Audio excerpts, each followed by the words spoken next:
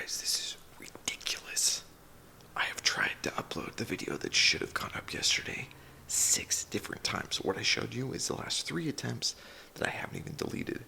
It's not uploading. I don't know why. So I'm hopefully going to get this figured out so I can get this up today, which just means you're going to get 2 videos in a row. But let's see. By the way, I'm whispering because it's like 5:30 in the morning. I got to go work out.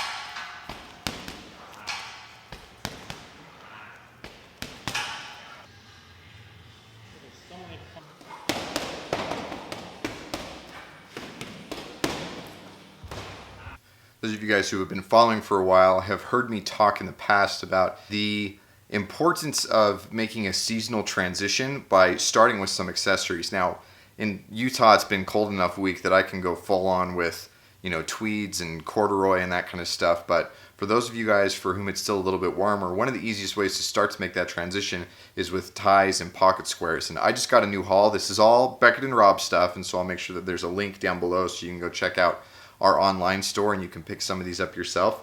Let me show you what I got, and then I want to talk to you about these because these are not cheap. Most guys are probably in the territory of spending between $15 and $30, maybe $45 a tie, and all of these retail for about $145, even $185, and there really is a noticeable difference, and that's what I want to talk to you guys about today. But first, let me show you how awesome these are.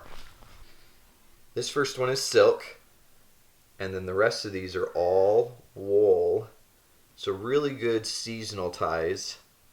I think we're going to wear this guy today. Yeah. And then same goes with these pocket squares. And in fact, look at just how thin and gauzy that is. And you can see the imperfections in here. And that's, look at just how much this kind of rolls and fades. And honestly, with cloth, that's a good thing. The reason that these all do that is because they're hand sewn. And it gives some depth instead of just... it's not cloth is not a two-dimensional thing. It shouldn't just have height and width. It should have some depth to it too.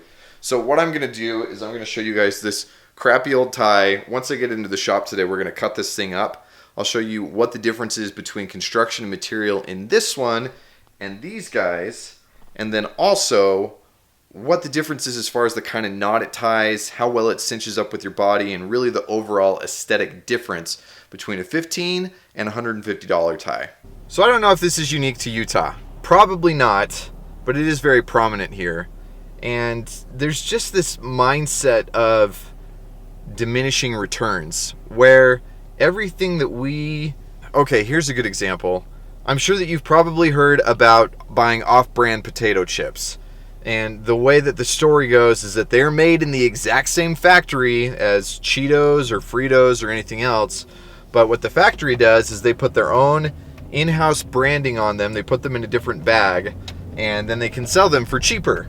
And all of a sudden, there's no real value difference between the branded stuff or the off-branded stuff. The only difference is the bag that they come in. Now, that is absolutely the case with some things, and I don't have a problem embracing that with some things. But that is definitely not the case with other things. I don't know if you guys have ever tried off-brand Fruit Loops. They suck compared to regular Fruit Loops. They taste like garbage. And there is a very noticeable difference in the taste between the off-brand and the on-brand. And for some reason, I'm still this way. In fact, before I go in, I got to fill up my car with gas. And I will show you what I do when I fill up my car with gas. See how it says use premium? You know what I'm going to use? Probably this guy. Because my whole mindset is that there's a diminishing return between the top of the line stuff and just the second of the top of the line stuff. See, from my perspective, the difference between like the 85 to the 87, big difference. The 87 to the 89, still a good difference. The difference from the 89 to the 91, not really worth paying the extra money for. The Is that based on any sort of experience or any sort of reality? Absolutely not. But in my head, I'm thinking that there's no reason to pay for the absolute top of the line because there's no real difference, or the difference diminishes as I get up closer to that higher price point.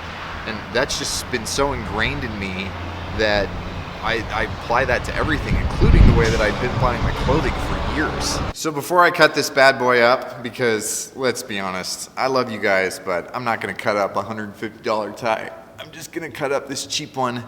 But before I do that, I wanna show you visually what the difference is between the two, because based on a few things that actually are done with the cloth that's chosen, the construction and all of that, you'll get a different knot, and it will look and it will fit differently. So let's put this guy on first.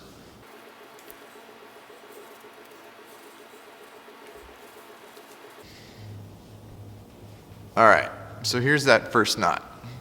And honestly, I mean, it's not terrible, but it doesn't, see how it tends to dip right here? That's because the lining within the tie itself means that it has a harder time actually compressing and sitting the way I want it to. Yeah, I can get it to sit up here, but it doesn't fall the way that I want it to. It's harder to get a little dimple in there with it, and even then it's not as deep, and the cloth just doesn't look great within any of these real regards. It just looks and hangs really cheaply.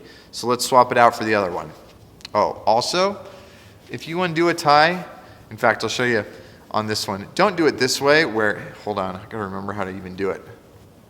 Basically, oh yeah, that's the way guys do it. Don't just like pull it through like that. Don't just pull it through the knot, because that way you're gonna ruin the tie. In fact, I have a client who's coming in to pick up one of our nice ties that we had to have retouched because he kept on doing it wrong. So this guy, oh, I love this tie so much. Okay, let me show you what this ends up looking like. You can just feel how soft the cloth is. And that's a big part of it. It's just that it's just the cloth. With this, there's no lining, there's nothing to it. It's literally just the wool. And it's this really soft, really spongy wool. And get a nice good dimple with it.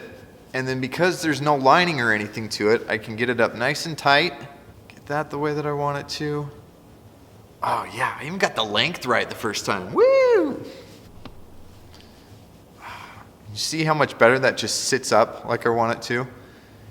Not only that, but look at, so this sits up like I want it to, and then I just get this really good clean dimple with it. Let's go cut this other guy up real quick. Okay, so first thing you will notice with this, let's see if I can get that to focus.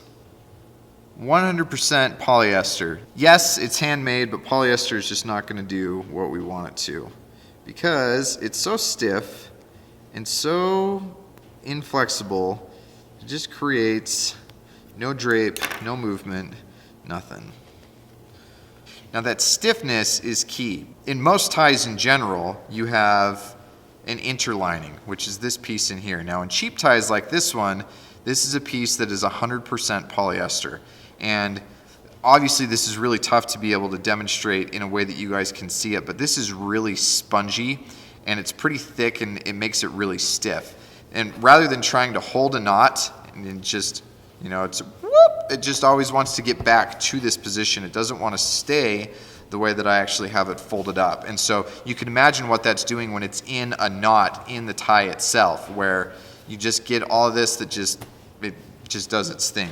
Whereas you take a cloth like this, now, no, I'm not going to cut this up, but you can see as I kind of open this up that there is the tiniest of linings in here. It's super duper thin, and some of them don't even have linings at all when you get into really expensive ties.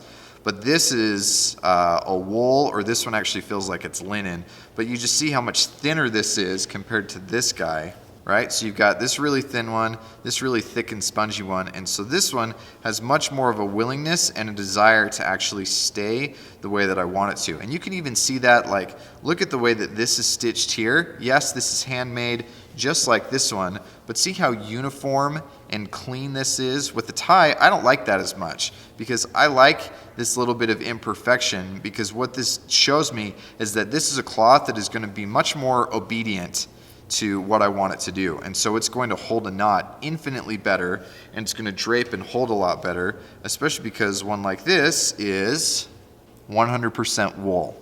So not only do you have the different properties with the lining that's used and the material that that's made out of, you have the different properties of the cloth itself and what that does as far as what the tie wants to do, but then you also have the quality of the construction or the amount of time that goes into it. So those three variables are things that are going to make a big difference between the price. You know, you've got $15 versus $150. And if you think about it, tailoring, it always comes down to two things. It's the cost of the material or the amount of time in minutes. This takes longer and it has material in it that costs more than this guy. So that's part of the expense. But the benefit to it is that you just get a much better looking tie. And here's the thing. I don't expect the vast majority of people, whether that's my clients or you guys, to really be able to say, oh yeah, you know, he had a good look, but he was wearing a polyester tie and it just didn't get the dimple that I wanted it to. I'm not going to give that guy the job. Of course not. It doesn't work that way. But just because the majority of people can't quantify it doesn't mean that it's not a real difference. And ultimately, that's what I wanted to talk about today, is this idea that just because you can't see the difference, whether it's the gasoline that you put in your car or the taste of your potato chips, doesn't mean that it's not always there. I hope you guys liked the video. I would love to know what you think. Would you pay $150 for a tie now that you know what the difference is? Leave me a comment below. Let me know what your thoughts are on this. As always, leave me a thumbs up. I'll catch you guys on the next one.